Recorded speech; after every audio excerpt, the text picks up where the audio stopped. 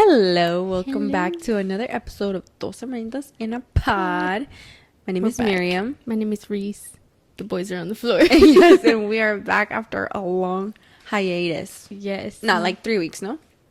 2 weeks? I think like 2 weeks Yeah. because we had some technical issues. We recorded once. We recorded once, and the whole episode did not record because we didn't know. And then we recorded the second time, and we lost a little piece of that episode. When I went in to edit, I was like, "You can't hear me. Like you can't just hear me cut at all." off. And then we started trying to figure out what was going wrong. Was it the microphones? Was it the cable? Was it the box? And then we figured out it's one of the cables. For the mics. But we also got headphones now. Now we can make sure and listen to see if your microphone goes out or anything happens. Mm-hmm. Which is nice. That would have helped a lot during that one episode that nothing recorded. I know. I was like, girl, go to sleep. Yeah, I was like, well, I can't Like, save it. ¿Qué vas a hacer? Yeah, like I can't get it back. Can't go back. No. Yeah. So we're back. Got my coffee. Today I got a coffee in my bear mug. It's just a black coffee because I didn't have time to go get milk to make an iced one. You like both? Milked? No milk? Usually hot coffee, I only like it black like this with some sugar, or the Keurig coffee with that hazelnut creamer because that's nostalgic. Oh, yeah. Yeah, but iced, any other stuff has to be iced for sure. Okay. Pero Oakley Pup is just sitting on his bed. ASMR. Yes, we're back. Yeah, because I do have some milk. I have oat milk from Costco, and it's a Kirkland brand. Usually, I'm down for Kirkland. They're like their most successful brand in there. Kirkland makes so much money In Costco? in Costco. Yeah, Yeah. I see that Dude, everywhere. Kirkland family, they're set. They're fine. They're fine. They're doing fine. But the other day, it comes with 6 cartons. And when I open it, the flap that it said to push in the instructions was already off. So I was like, that's weird. Let me check out a different carton. So I went and checked and it was the same. And so I decided to just continue and drink it because I needed something for my coffee in the morning. And I was drinking these. It's 6 cartons. I go through 1 per week. Like, that's a lot of milk. This last, what was it, like Thursday, I made my iced coffee in the morning. And it tasted so weird, dude. And it was already starting to taste weird the previous days, but I was like, nah, it's just me. But it tasted so weird on Thursday. I was like, I can't even drink it. Like, I'm gonna throw up if I drink this. It was already open. I don't know what's up with that, but the all 6 cartons are like that, where the seal is pushed in, where the instructions say to push it in yourself. Oh. So weird. Maybe it wasn't closed? I don't know, but I had to throw away my coffee, so I've just been drinking this instant coffee with sugar, because also coffee is getting really expensive, guys. Yeah. I have an espresso as well, and I wanted to buy pods for it. I was gonna get like 30 pods for $60 or something. How much? Yeah, something like that. It was ridiculous. So then I was like, okay, I'm only gonna get the Puerto Rican coffee then, because they make Puerto Rican double shots, which are really good. $40. I was like, I remember one time I bought a bunch of pods, which I still have a couple left, and I paid like $70, but it was like for so many pods. Yeah. You had a These- good amount. These damn tariffs, dude. Yeah. We heard that that's what was going to happen to coffee. Anything that isn't from here, basically. Yeah, and it's but Puerto Rico is America. Yeah, but you know what they do? They make them so it's not easy for them But to they get think resources. it's not. Yeah. That's why they're like, tariffs on them. Yeah. But yeah, so, I mean, I'm just settling for this, I guess. Black A coffee. recession indicator. Black coffee. Black coffee with a little bit of sugar. I don't think this does anything to me. It's just like, so my headache will go away. It's your coffee withdrawal. You need to get something in there. I need some. I do, sis. That's it. That's for me, though. It's coffee. I've never had an energy drink. Yeah. I'm never going to go down that path. Yeah. I feel like that's something else. Yeah. That's a different breed. Yeah. No. Yeah, but a lot of stuff has happened. We rescued 2 dogs, Oh. but they're not here. We gave them back. We couldn't keep them. Mm-hmm. I went to work in Stockton, and on my drive back, I almost hit. It was a really busy street, and there were cars stopping, and I stopped too because I almost hit these two dogs. I was like on the phone with you. Was I on the phone with you? You called me. You called. Oh no, yeah, you were on the phone with me. Yeah, we were on the phone. Yeah. We were on the phone. I was calling you because I was going back home already. Yeah. And I told you, like, there's these two dogs. Like, I'm gonna do it. I'm gonna do a U-turn. I almost crashed because Bro. me le metí el carro. No, like, oh, that was on me. That was on me. But they let me in. And then I made a U-turn. I popped the wheelie.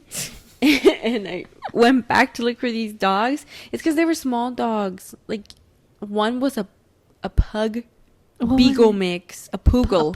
A puggle. That's what Apple picked. A poogle. A puggle. That's what Apple was saying the bird is. Yeah. The bird is. The dog is. I'm thinking about my birds. I'm a bird mom. A puggle, and one of them was a Pekinski. What were you saying it's called? Pekingese. A Pekingese. A Pekinski. Super cute dogs, dude. They were so sweet. They obviously have been in the street for a while because they had really bad fleas. Yeah. But anyway, Papa Willie, I find them there at a tire station.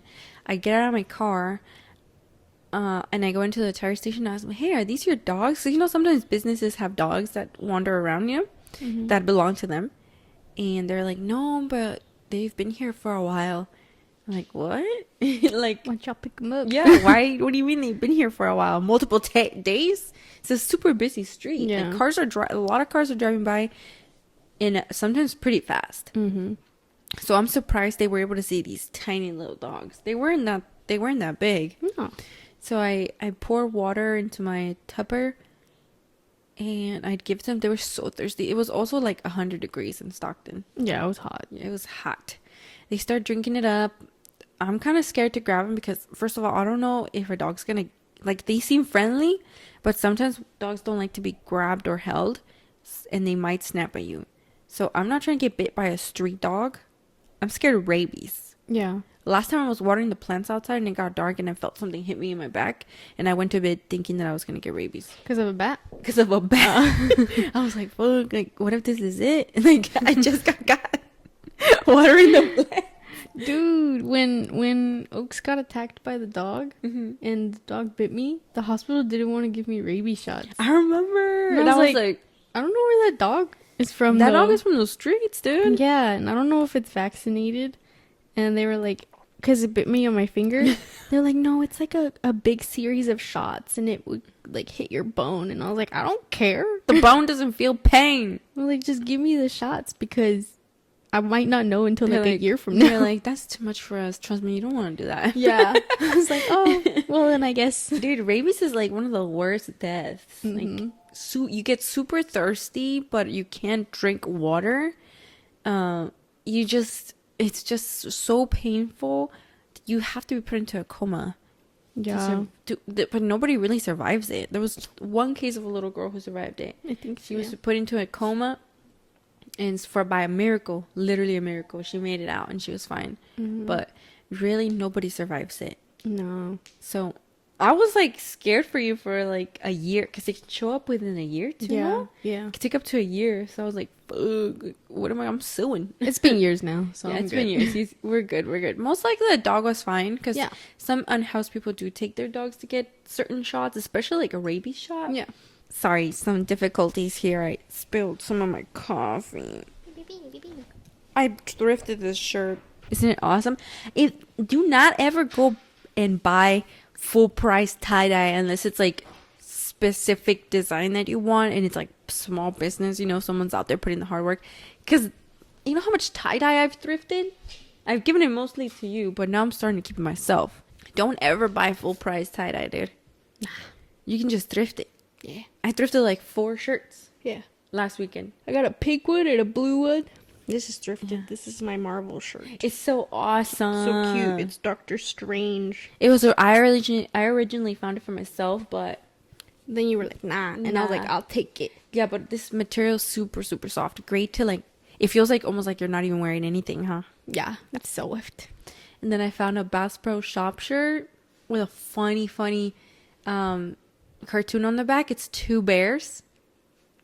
and they are looking at the back of a car. You know how cars have like family stickers, and it's like a full family, and the bears were saying, I think it's a menu. And I was like, I wanted it so bad, but my sister was like, no way. I wanted it. She wanted it so bad, so I gave it to her because I'm so nice like that. Yeah, so I have it now. Yeah. Anyway, back to the rabies. Oh, yeah.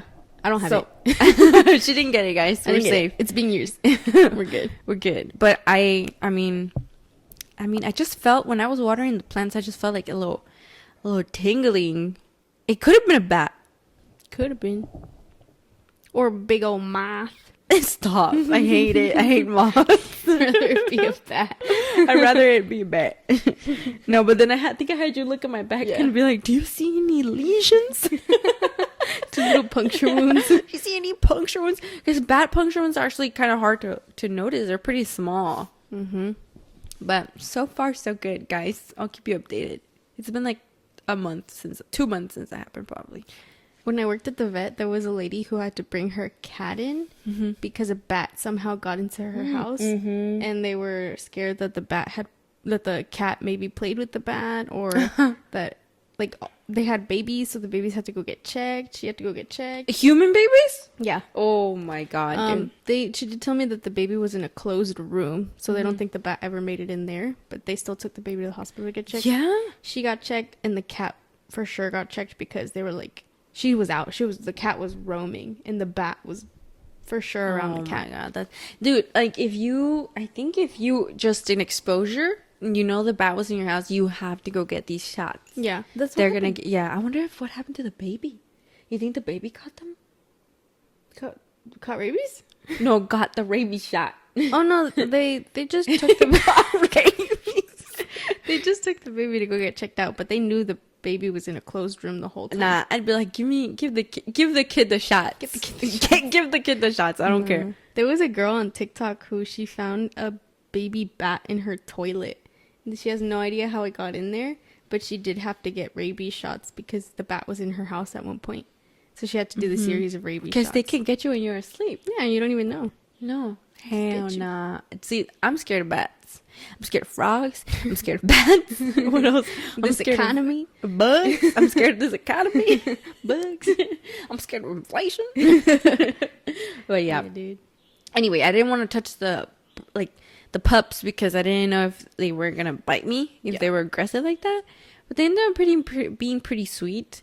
I called the animal support services in Stockton. They said that I gave them the address that I was at. I've done this before, like back in the Bay, and they come pick up the dogs. Or it's easy to just take them to a shelter. You know. One time I called, like it was like in the Bay. It was like 7 or because we were walking Oaks pretty late that time. When we picked up Marty? Yeah. It's like 6, 7, almost 8, no? Yeah, probably. It was late.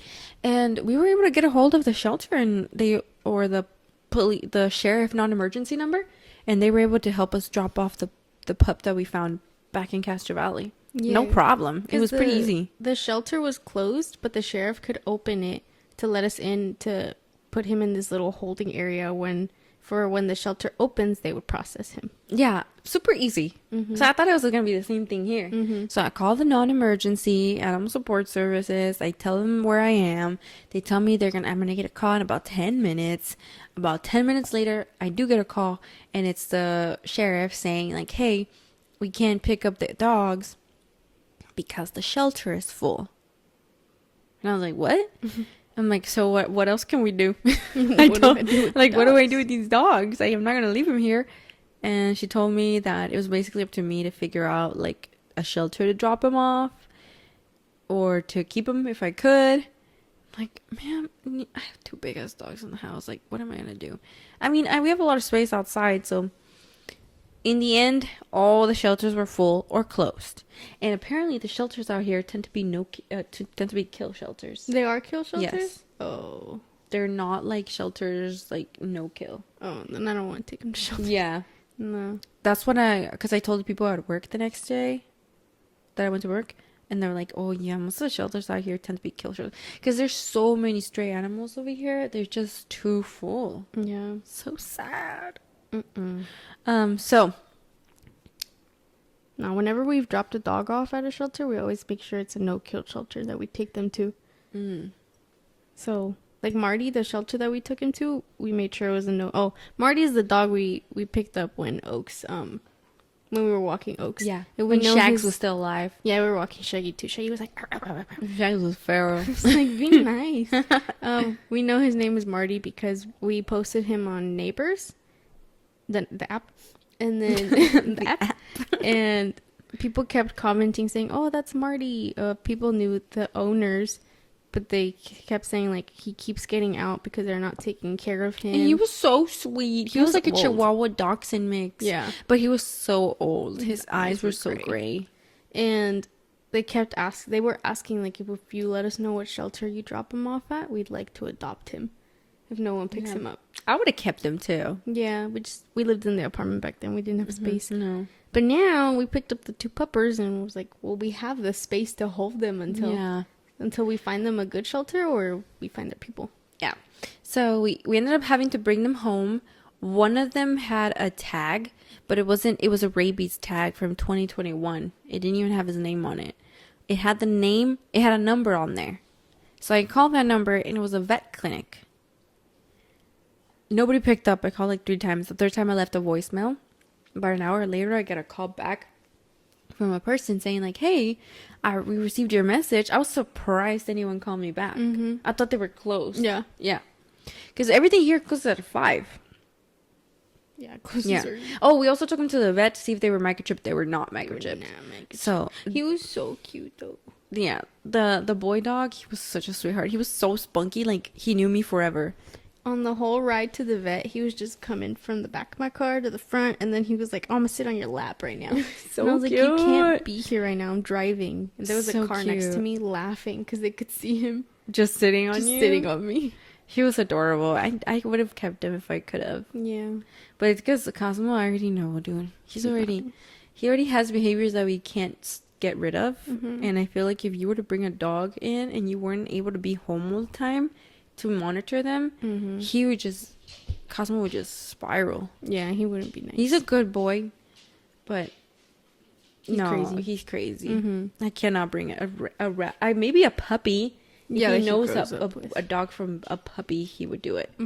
But a grown dog who already has their own behaviors, their own personality, Anyway, I get a call back from the vet. They tell me to give him the serial number on the tag because it's a rabies shot. And maybe they can link it back to the person who brought this dog in. I give it to them. A black dog named Cookie is popping up. The dog is brown. I'm like, this ain't Cookie, but we also found him with a black dog. So, anyway, they were able to get me in contact with the ex-wife of the owner of the dog. So I call her. She gets me in contact with the owner. He's like an older gentleman. He can't pick up his dog then because he doesn't have his car on him. It's already 8 p.m. So we ended up just scheduling to meet up at a 7-Eleven so we can go ahead and give him his dogs. And he did show up maybe a couple minutes later because he did call me and tell me like, "Hey, I'm running a little behind." But he ended up, he seemed pretty nice. He wanted his dogs back for sure. That's why he made it out here, right? And he was older, so I totally understand he couldn't just come out. Because if someone told me if they found my dog and it was 10 p.m., I'd be on my way. Yeah. But I give him the dogs. The dogs seemed happy. He picked them up no problem. He already knew them. So I was like, okay, they should be okay. But the thing is, these dogs had really bad fleas. Yeah. It was so bad. It was so bad. We had to give them Dawn soap washes. Because we didn't know how long they were going to be with us. And especially the black girl dog, she was so itchy. So itchy. She couldn't even just be. No, because she was scratching so much. Yeah, she had like a little bald patch near the base of her tail. Yeah. Because it was a flea allergy that she was having. No, dude, I felt so bad for her. But he was such a guardian to her. Yeah. And once, because we tried to bathe her first because she had the really bad allergies. But she wasn't letting us like put water on her or soap. But he was. So we it was mostly my sister. I was just there monitoring, supervising. you washed him, and once she saw that you washed him and he was fine, she let herself be washed. Pero se le salían, dude.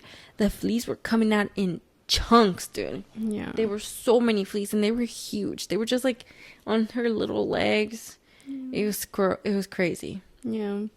And he was always there, like, just around her, making sure that she was good. Yeah. He was so excited when she was done getting her bath. We also gave her an oatmeal bath to hopefully help with the Yeah. with her skin. She was so itchy. I told my sister, like, let's just do an oatmeal bath just so she can feel a little bit better. Yeah. I mean, she ended up going to sleep, but in the morning when I checked on her, she was itching again. Yeah. Pobrecita, I was like, I told the guy, I was like, they have really bad fleas. Are you gonna get them treated for this? Because it's really, really bad. He was like, yeah, we're gonna take him to the vet. I'm like, okay.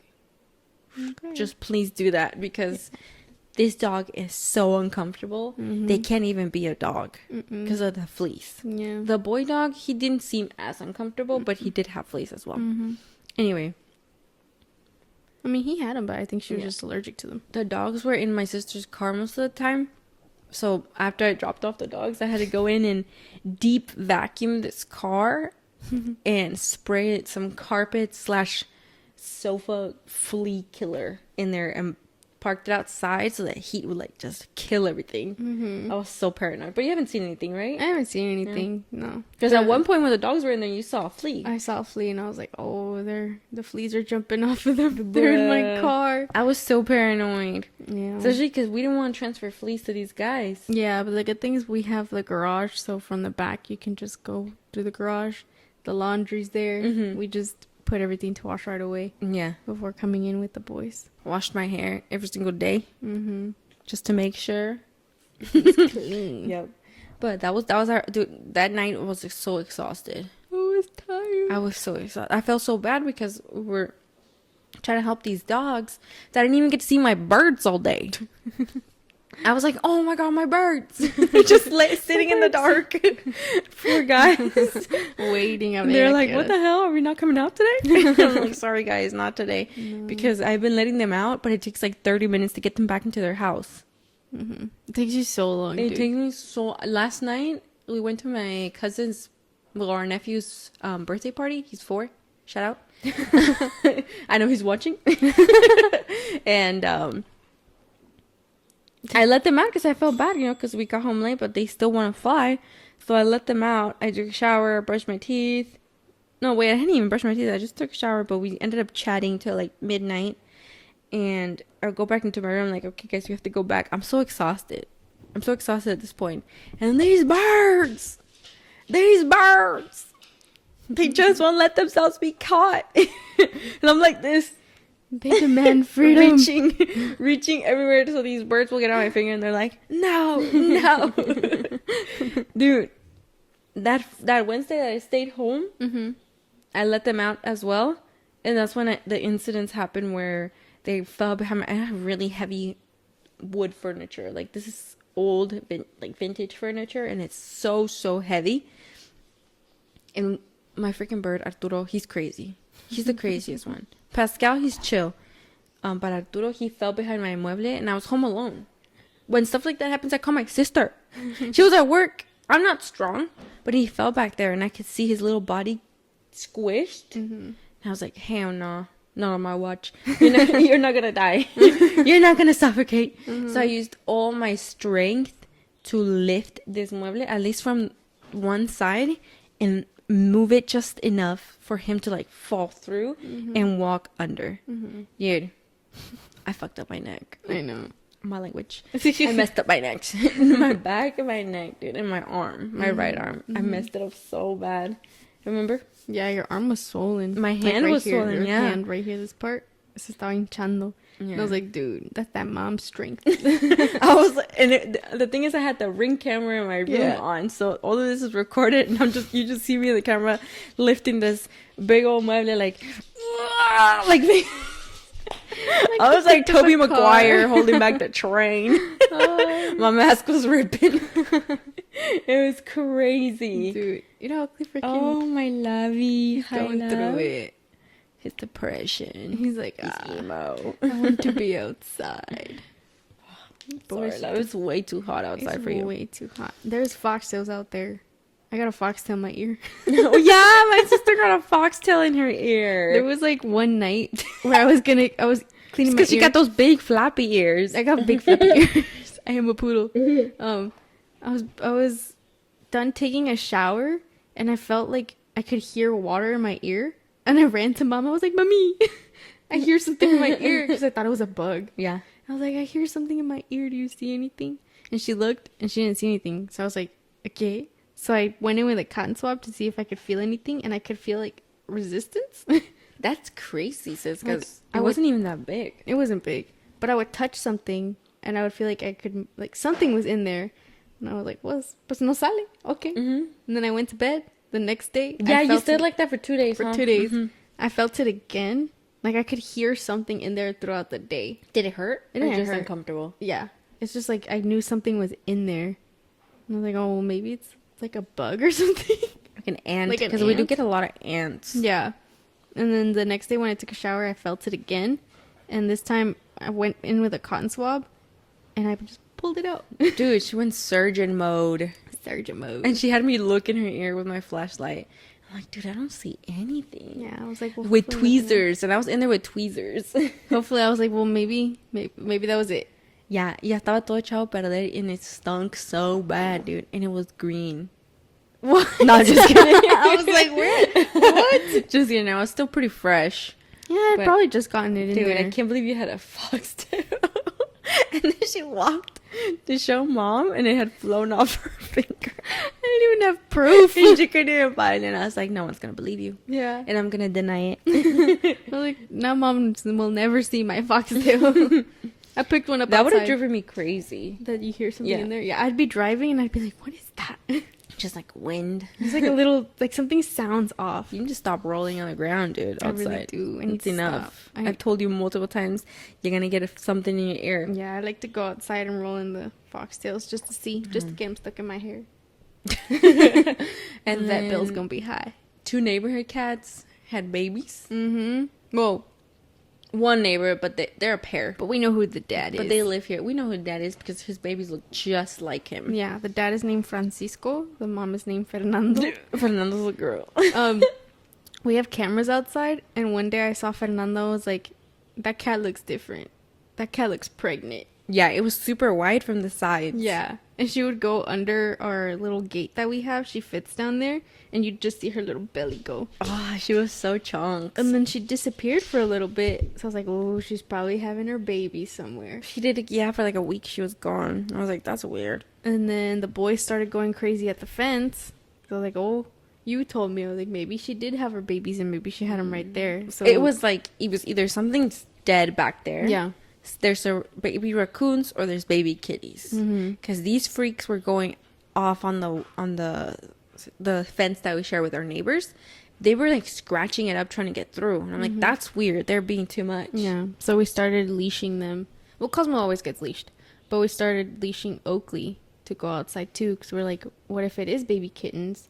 What if the mom brings them over to our side? The kittens aren't going to be able to run. The mom can run, but like she would have to leave her babies behind. And Oakley's tried to kill a cat before. Yeah, we know he would. And then finally, I think, what was it, like 2 weeks ago? I was taking the boys to the bathroom and I saw something little run on the other side of the fence. There's like little gaps. And then I peek over and there's just a little kitten just staring at me. It looks just like her mom. It looks just like her mom. And then the next day I peeked again. And then there was that little kitten that looks like the mom. And then a whole black kitten that looks like the dad. Then With long hair. Yeah. And yesterday I looked, there's 5 of them. There's 4 all black, and 1 is black and white like the mom. And they're beautiful. Oh, the only one came out like her? only one came out like her. They're super cute. They're like, they still have bluish green eyes. They're so baby. They're so babies. And they just peek at the fence and they're just looking at you. I want to hold one so bad. I know. But that's why I'm leashing Oaks back there because I don't want them to be scared because this dude is crazy. He will kill a cat. Like I already know he would. I want a cat, but we can't have one because He doesn't like cats. he's crazy. Yeah. So I've been leashing him back there and he's been giving me some pretty hard pulls because he smells them Yeah. and he he's wants to strong. go and grab them. Yeah. I think until they're a little older. Mhm. Because what if the kittens come over to this side on their own without mom because Yeah. they're exploring? Until they're older, he's gonna have to be leashed for a while. Because he's chased Francisco before. Yeah, but Francisco made it through the fence. He slammed his body hard, but But you still slowed him down. I had to block Oakley with my body because he was like Yeah. on a mission But to he kill this cat. will knock you down Yeah. for a cat. He's a unit. Yeah, he's big. They're strong. Yeah, but And Cosmo, I know Cosmo's not nice. so many animal adventures. We've had a lot of animal Yeah, adventures. so I've been dude. putting water, and this is a secret, don't tell mom. Food. I've been putting food out for the cats. She knows. Oh, fudge. Okay. I thought She it was already a told me. secret. She told me, she's like, ¿qué me dijo? Que si podíamos ponerlo en otro lado. Because she's scared. Because cats have like this worm inside of them. But it's only in their litter box. Yeah. It's only when they do their litter box. But I told her, I was like, they don't go to the bathroom where they eat. So Yeah. if we have food there, at least we're guaranteed that they're not going to go to the bathroom. No, if there. anything, they poop on this side where there's nothing. Yeah. And there's a bunch of fine dirt over here, and I think they like it because it's It's like litter box sand. filling. Yeah. So they poop and they bury their poops. Yeah. But They're very clean. I thought it was a secret. It's because I want the mom to eat so she can make milk for her babies. Yeah. And she does come down and eat. I've noticed she comes down to drink more water now. Yeah. So I have to go buy a new bag today They need more because we food. ran out. Yeah. Yeah. But yeah, that's been kind of a little life update of what's been going on. That's what we've been up to. Dude. It's been crazy. And my mom told me not to bring back any more dogs. But I was like, this is the person you raised. Why are you complaining? I save animals. That's like, I'm not. If I see a dog on the street, I'm not just gonna ignore it. You know. Yeah. I've turned around when I see dogs, and sometimes they're gone, and you just have to accept that. Yeah. But if I have the possibility of helping one, I'm gonna do it. Yeah. That's what I would want someone to do for my dogs. Yeah. Like when Shaggy got out, that's all you wanted. That somebody nice picked him up. Mm-hmm. That somebody was going to take care of him. Or at least look for us. Yeah. So we can get him back. But here in this area, there are a lot of dogs that just get out. I don't know.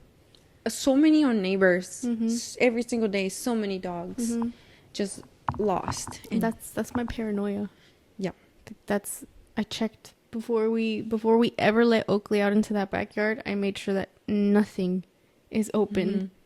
And then when Cosmo came in, there was a little piece of the fence that was broken off, and he would fit his head Yeah. through.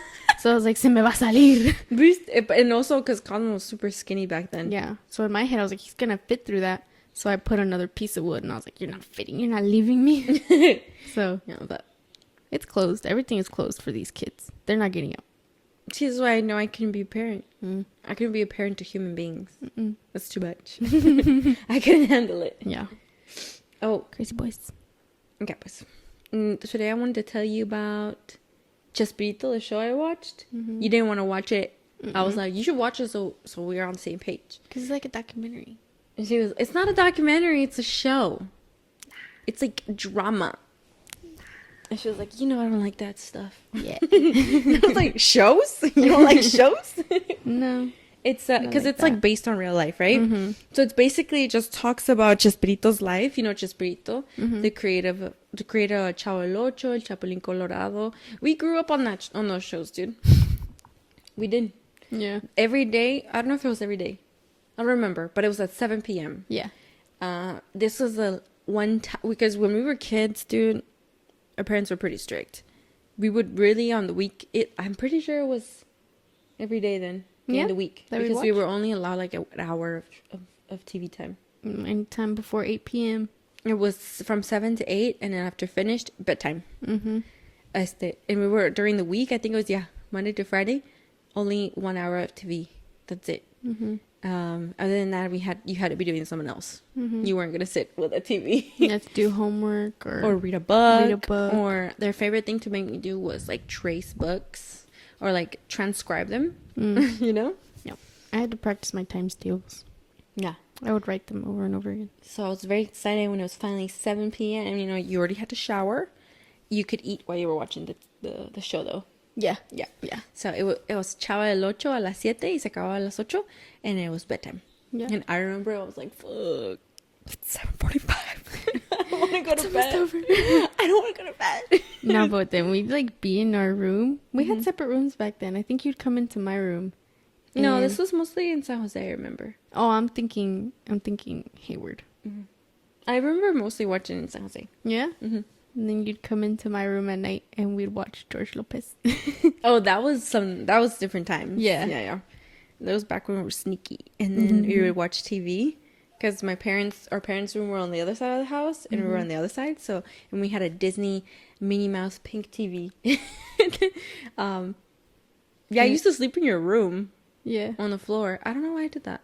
Because we were watching TV, eating dry cereal, Oh yeah, watching George Lopez watching or George Lopez, Everybody Hates Chris. and then just making sure like if we heard my parents come out, I'd be like, turn it off, because we were supposed to be in bed. So yeah, we grew up on Chavo el Ocho. Like we watched it all the time. Chapulín Colorado all the time. El Chompidas, all that stuff. So, but you never really know. We just watched this show and we loved it and we thought it was funny, and our parents would watch it sometimes. And I knew like, oh, El Chavo is actually married to Doña Florinda in real life. Oh, really? Yeah. I didn't know that. You didn't know that? Well, I did. Oh, okay. and and you know, it's just a fun show that you watch, but you don't know all like the intricacies that are going on behind the scenes, because for us it was just to make us laugh, right? And it's the last hour before we go to bed. But this show, the Chespirito Sin Querer Queriendo on HBO Max, 8 episodes long, it just goes into detail on like what was actually happening in the show and like dynamics that the characters had Oh, in he used to between. say that a lot, huh? Sin querer queriendo. Yeah. Es que no me tienes paciencia. Eso. Eso, eso, eso. Yeah, I love that show.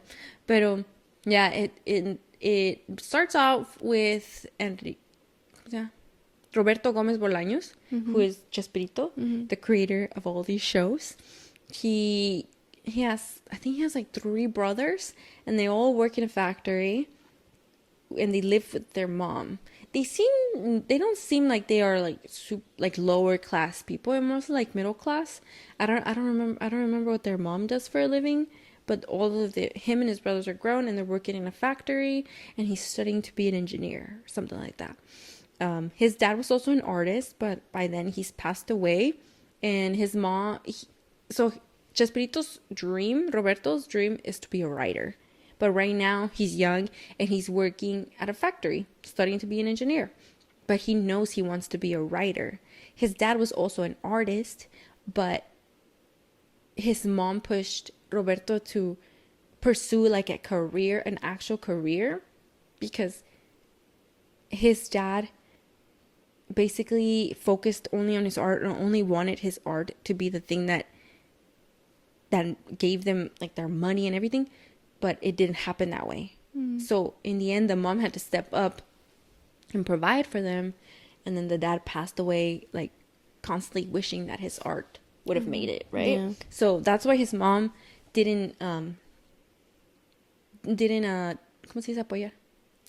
Didn't support him in being an artist and being a writer. She wanted him to be an engineer and to just focus on that. And she would like shut him down all the time, like, you cannot be an artist. Look at your dad. Do you want to end up like your dad? You know? Yeah. It's not gonna happen.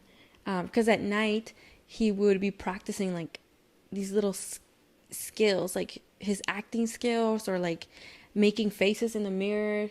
While everybody was asleep, he would have the light on and he would be practicing these things, or like how to flip his hat and all these things. And his mom would catch him and be like, you need to go to bed. Like, you gotta go to work. This isn't gonna happen. You need to stop having this dream. I'm like, that's so sad. That is sad. I mean, I see what she's saying, but Yeah. it's sad.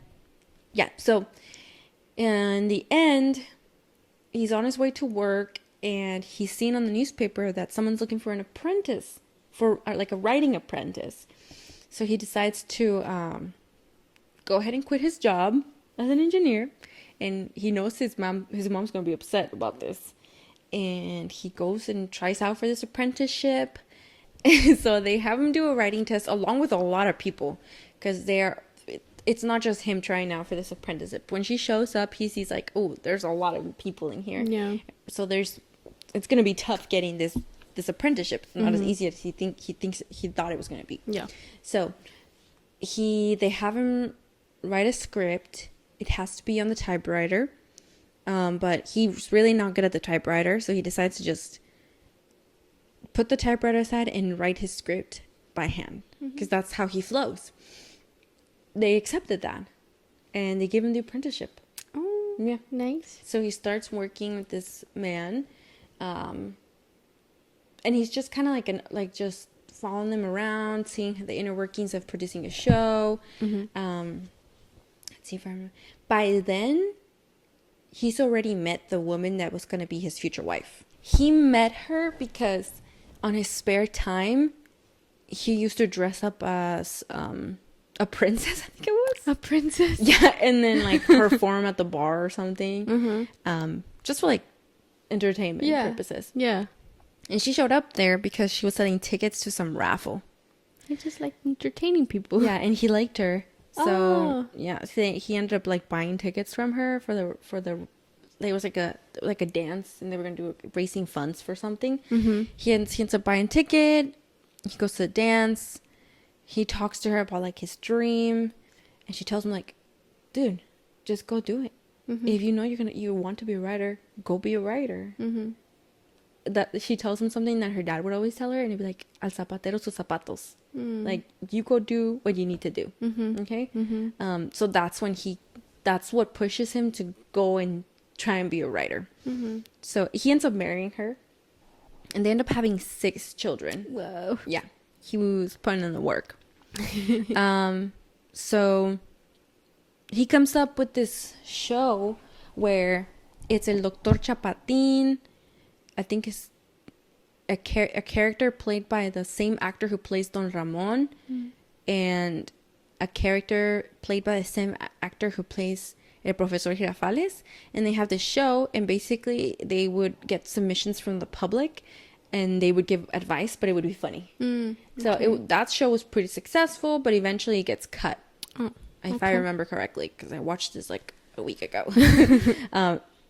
And these episodes are an hour long. Okay. So that ends up getting cut. He's trying to come up with different like things that will stick, you know? And he's working for El Canal 8. That's why it's El Chavo El Ocho. His wife is with him through everything, dude. Like you know how they say behind a successful man, there's like, what is that thing?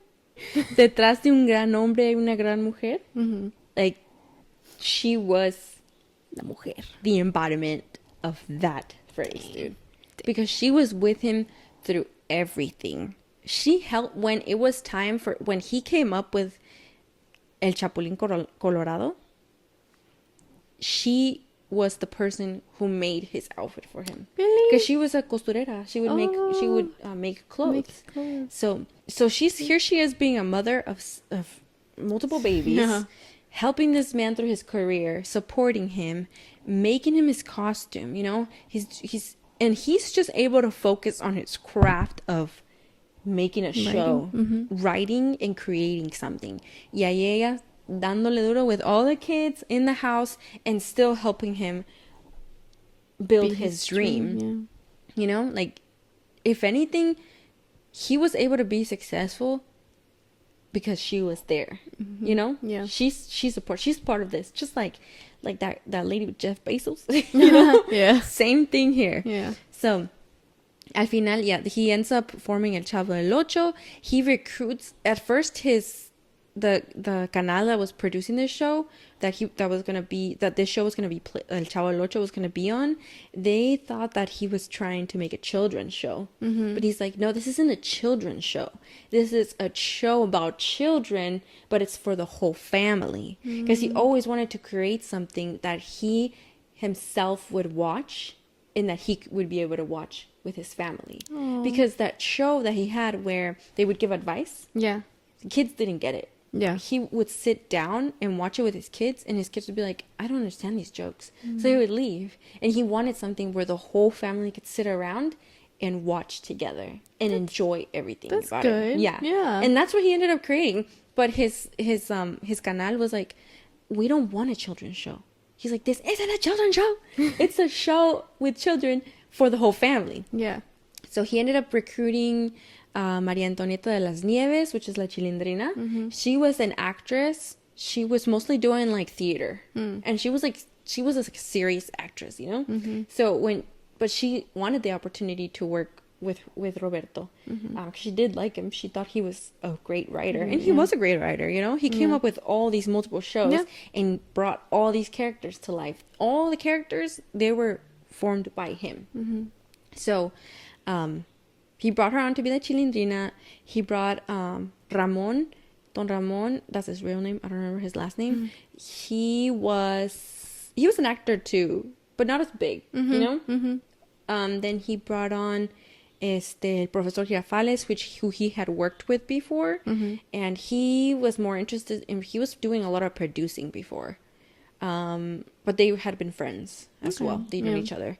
He also brought on Don Barriga. He wasn't even an actor. He was doing commercials. Oh, okay. And he saw him in a commercial, and he was like, "I want him in my show." Okay. So he went out and told him, like, "Do you want to be part of my show?" And he was like, "Yeah, sure." Because for the longest time, he was just doing commercials. And he saw an opportunity to like grow and make money. Then he brought on the guy who plays Kiko. That he wasn't even an actor. I think he was just doing like little gigs, and he ended up seeing him one of these gigs, but he wasn't doing anything serious, and he brought him on. And he was like, "But I'm not an actor." And he's like, "But I see your potential, and I see you in this character that I'm gonna make." So he brought him on. And the only person that was la Doña Florinda, which we will get into her, she was an actress, and she was already working at Canal 8. And he saw her in a different show or like a commercial they were making. He was like, "I want her to play Doña Florinda." So he brought her on. Pero ya desde ahí, she had a little eye on him. It gets messy, you'll see. Okay. So, the only person that was well known was la señora que hace la bruja del 71? No me acuerdo. 79? Something like that. Algo así. She was already a well-known, established actor. Yeah. So, he ends up creating this whole group of people that are going to be in this show. His canal is like, "Girl, we don't know it. Nobody knows any of these actors. How is anybody going to watch the show? They only know Ángela, which is la bruja, but everybody else is unknown." He's like, "Trust me. They're going to do great. Just trust me." And then he tells them, "Okay, I need you to build me a vecindad." And he creates with who ended up being his producer. I forgot his name. But when they run the credits, it's the guy who's the producer. Like, he's pretty well known. Oh, Enrique Segoviano. He's the producer of the show. He's the one that is able to bring Chespirito's ideas into life. You know, he's able to create great writing, but he's the producer that's able to like bring the camera angles, tell him how things should get done, so he's able to capture everything that he sees in his brain, right? And they build a vecindad, and it ends up being a hit, like a huge hit, dude. Yeah. Like, they were making money, these people. Well, Chespirito was making most of it. Yeah. He was the one making the most money. Yeah. He also got his name because when he was doing his internship, his apprenticeship, his writing was so good that they told him, "Oh, eres el Chespirito de la televisión." Because his writing was so good. Yeah. And somebody ended up just calling him Chespirito. He's like, "Así le dicen, ¿no?" And he didn't even correct them. He's like, "No, me gusta mejor así que el Chespirito. Me gusta mejor Chespirito." Yeah. Oh, that's cool. Yeah. So, El Chavo ends up being so successful. They go on tour. They have multiple seasons. They have merch. Like, the kids are dressing up like El Chavo and La Chilindrina, everything. They love them so much. They go on tour. They're making albums, music albums. Yeah, like, it's huge. Then, after that, he needs to come up with something new, you know? He needs to expand besides La Vecindad. So that's when he comes up with El Chapulín Colorado. Oh, I don't remember if El Chapulín Colorado was first. Damn it. Damn it. Anyway, that's when his wife was like, it might have been that the Chapulín Colorado was first. Yeah. Yeah. Okay. But his wife comes in and helps him with the vestuario and everything. I think what was really cool that the show showed the show demonstrated was that, like, how he got inspiration to create all his characters. When he was having a lot of writer's block in creating more episodes for El Chavo, or creating these characters at first, he took his children to the park and he just like observed how kids behaved, and that's where he took inspiration, how El Chavo would behave, La Chilindrina would behave, on how Don Ramon was going to be a grouchy man, you know, like all these, like, I just really loved how he was able to pull inspiration from real life, and his children, you know. I thought it was cool. And then he never gave up. And his wife, obviously they had 6 kids, you know, they had kids to take care of, like food, right? Yep. They need food, they need money, they need a home to live. Yep. She was still with them through all of that. Just keep going And pushing, and he finally makes it. But we already know some shit goes down. It always goes down. So he ends up like having like a relationship with the actress Doña Florinda Mesa. In the show they don't call her Florinda though, they call her something else. I don't know if it's because it's like she's still alive, and like defamation and stuff, because they don't paint her in a good light. Basically, ever since he hired her to be a part of La Vecindad, she kind of already had her eye on him, you know. Very flirty, and he's already married with multiple kids. And another drama that was going on behind the scenes was that the actor who played Kiko,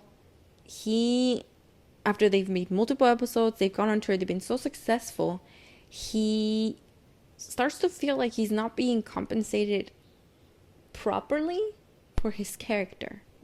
He believes that he's the one that brought Kiko to life.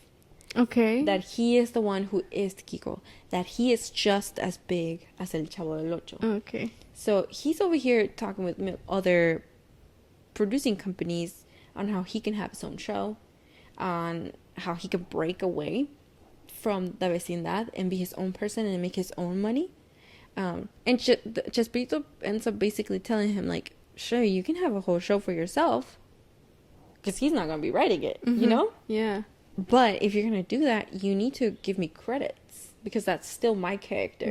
You can use it. I'm not telling you can't use it, because in the end, you yourself are Kiko, right? But this is my character that I created. He's like, okay, you can do that, but you need to give me credits in the show. And he ends up like, his ego got so big that he thought that he was Kiko. Roberto Gomez Bolaño in his own right. And he doesn't want to give Chespirito credit. So I think that's why he doesn't end up being as successful as well in that other show that he wanted to do. But the last episode that we see him is in the Cancun episode, where the whole vecindad goes to Cancun. That's why this show focuses so much on what went on in that behind the scenes when they were filming the Cancun episode, because a lot of drama has happened.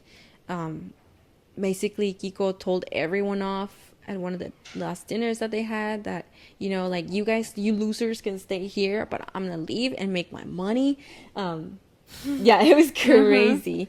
And basically that Chilindrina and Don Ramon were talking, but their mics were on, and there's and the Chespirito's wife was listening on headphones, and they were talking about how they think it's insane that Chespirito's out there flirting with Doña Florinda with his wife and children here in Cancun.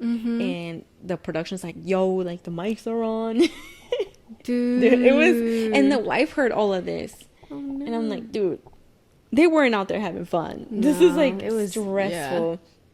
But it's like so weird, like, such drama happening behind the scenes. But yeah, he ends up cheating on his wife with Doña Florinda while they were still married.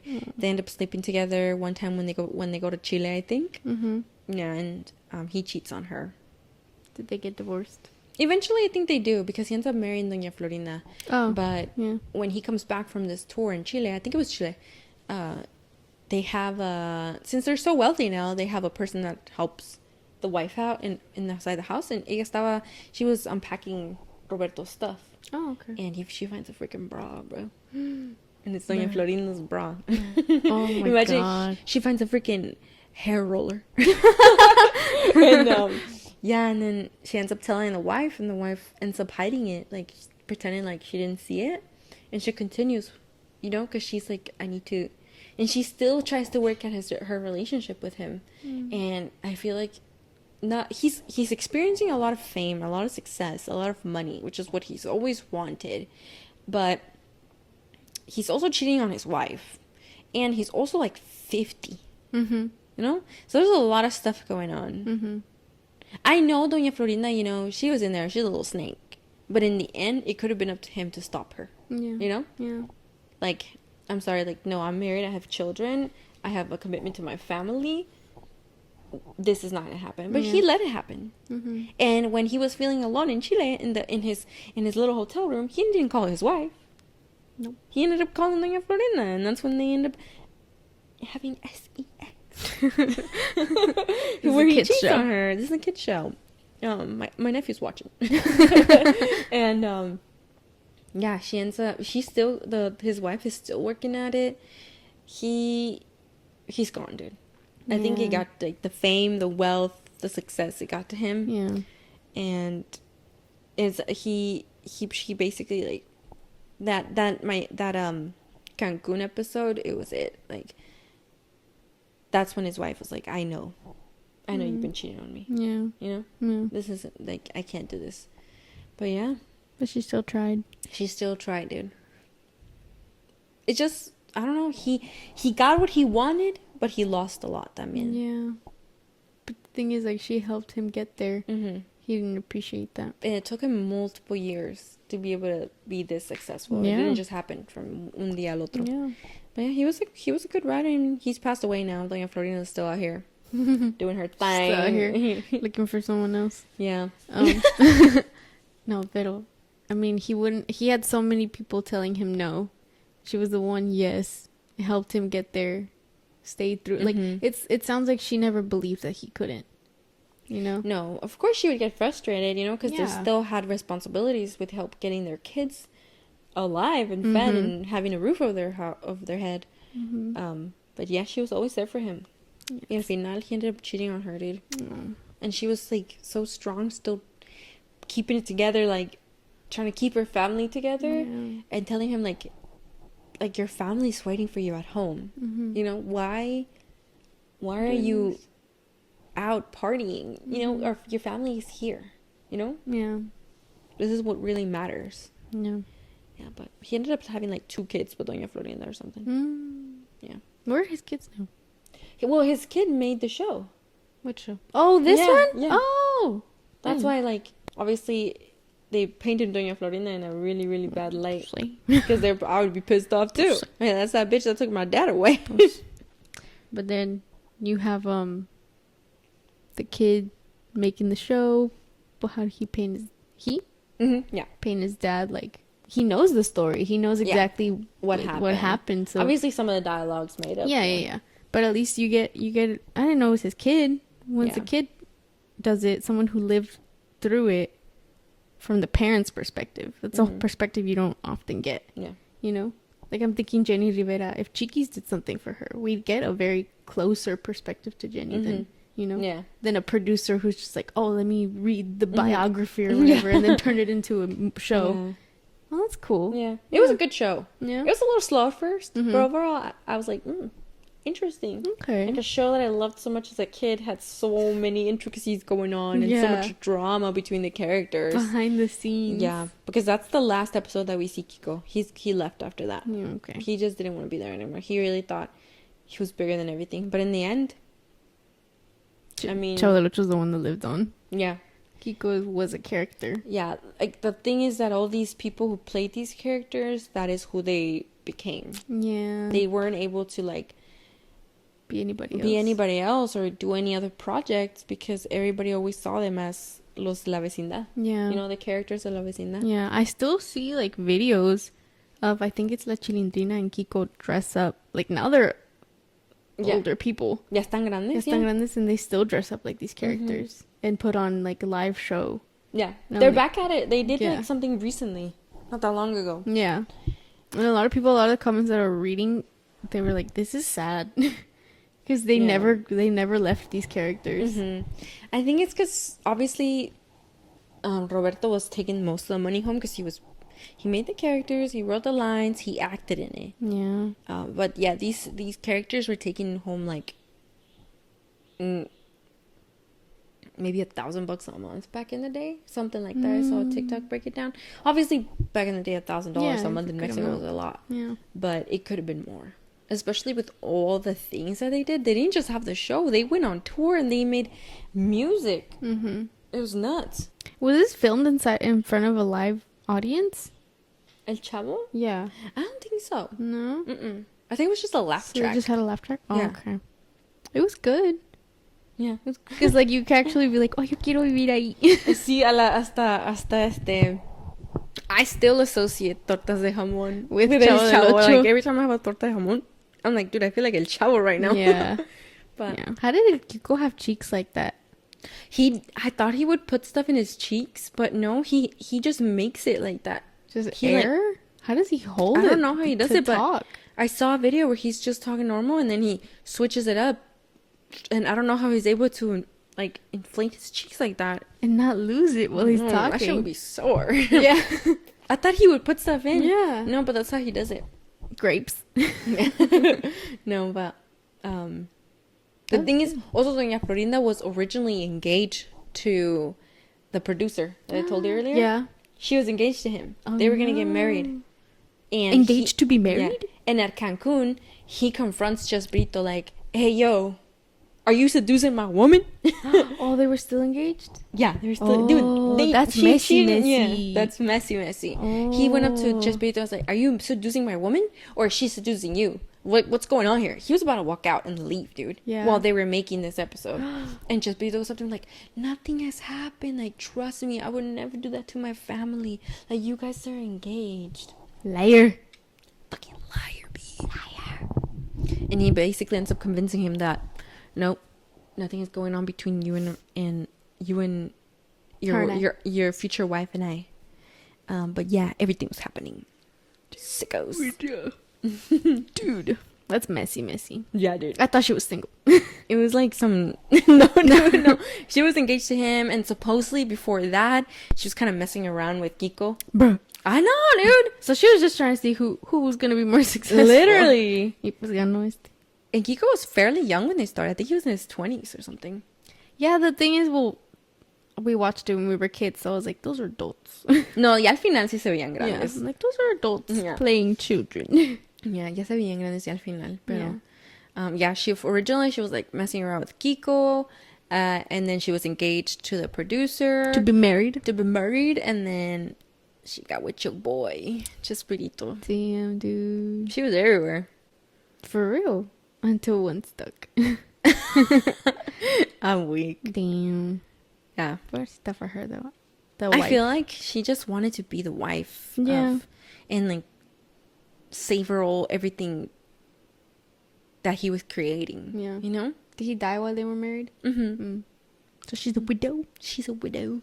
She's a widow now. Yeah. Because it's one of the episodes they show Doña Florinda, the character, like just staring at the wife. Oh, at the wife? At the wife, like, and the wife's like, they're celebrating something, and she's having like, they're celebrating Chespirito, I think, at Cancun. And so she's like laughing, clapping, like looking at him, and like Florinda's just looking at her like, She like, wants I to be want her. to be you so bad. Yeah. You know?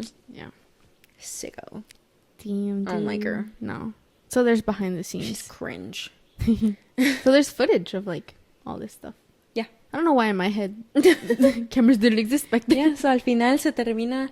His family's basically done, but he's still out there doing his thing, being el chavo, being successful as he wanted, but can't have everything. Mm-hmm.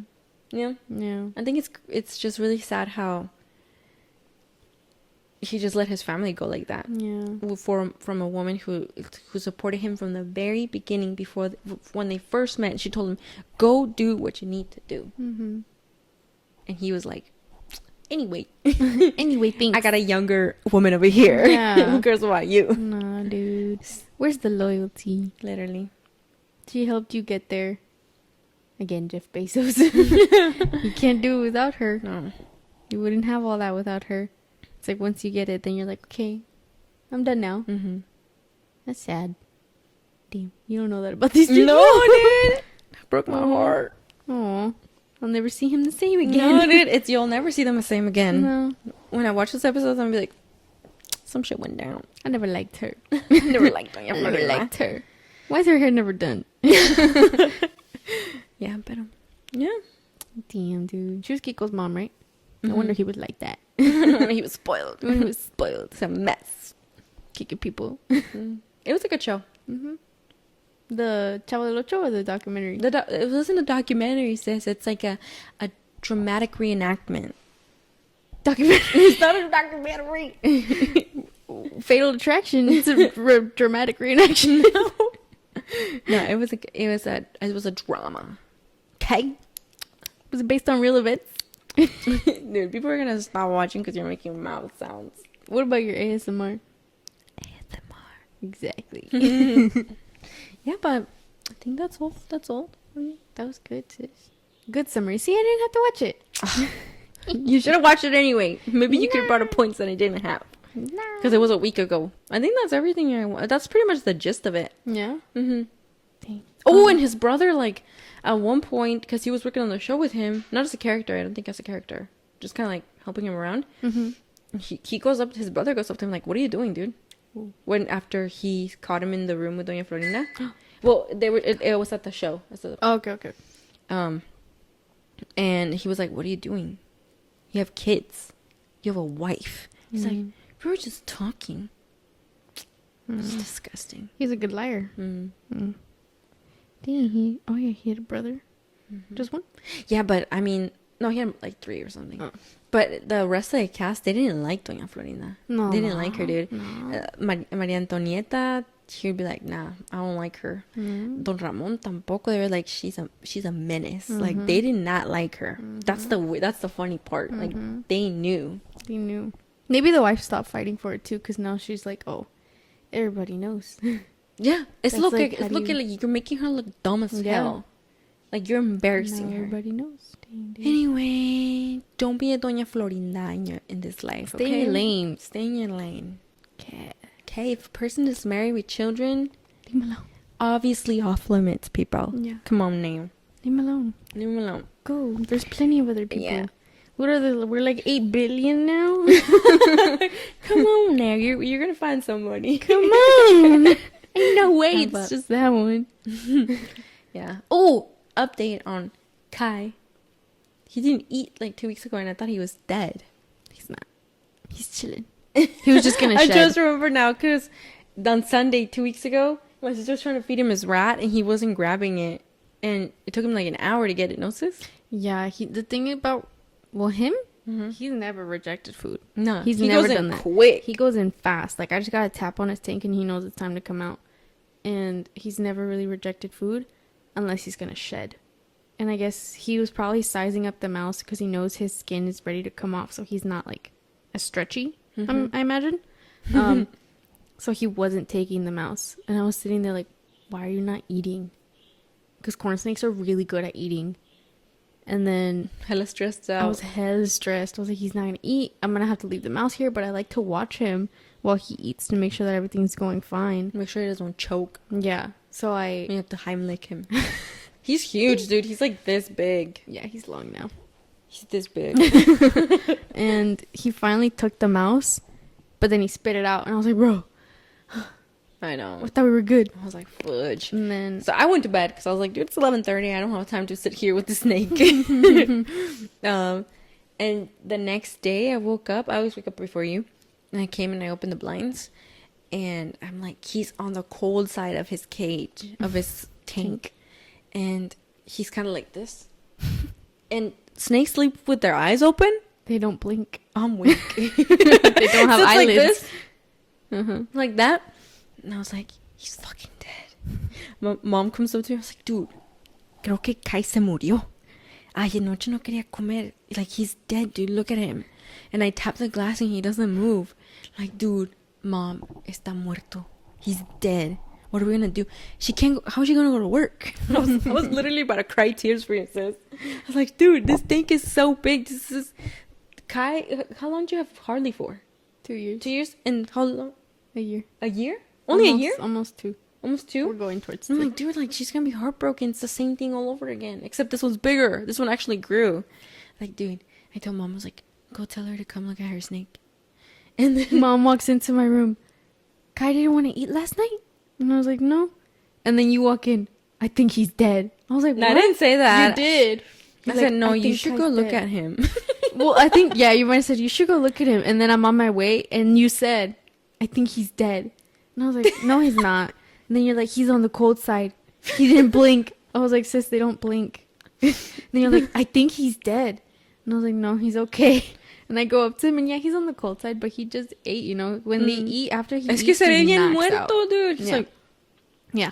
And the thing is, because he's about to shed, his eyes are like cloudy. yeah. But that's because his eye cap is Me trying to be chill. You should go look at your. You should go look at him. At 6 in the morning. opened it. You should go look at your snake. The thing is, you can't bother them after they've eaten because they Mm-hmm. can regurgitate. I opened it and I just tapped him, and he like flinched, and I was like, "Oh, he's good. He's Dude, fine." the relief I felt. It's like I can't bury a snake again. I can't handle that. You can't sing his Ave Maria. No. But Give yeah, a eulogy. he's doing well so far. I see Yeah, some he's big good. poops in his tank. He's fine. He shed like 2 days later. It was good. Update on snake. He's fine. Not dead, Not dead. but yes. But look. Well, thank you for joining us for another episode of Dos Hermanitas in a Pod. We're definitely gonna keep up to the schedule now, cause no excuses. Now we've got the setup figured out, I think. These are new cables. It was the cable that was the problem. These Yeah. are new cables. And we didn't want to fry our little recording box because that 'Cause- thing's expensive. Yeah. So yeah, we'll be back for another episode next week. Next week. See ya. Bye.